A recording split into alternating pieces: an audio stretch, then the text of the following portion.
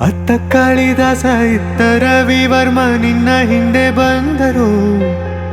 ಅಂದವಾ ಹೊಗಳಲು ಸಾಧ್ಯವೇ ನಿನ್ನ ಮುಂದೆ ಮೌನವೇ.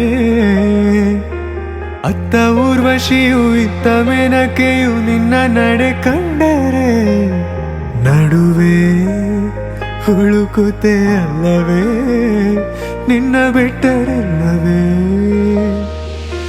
ಅಲ್ಲೊಂದು ರಾಜರ ಬೀದಿದೆ ನೀನು ಅಲ್ಲಿಂದ ತೇರಲ್ಲಿ ಏರಿ ಬಂದೆ.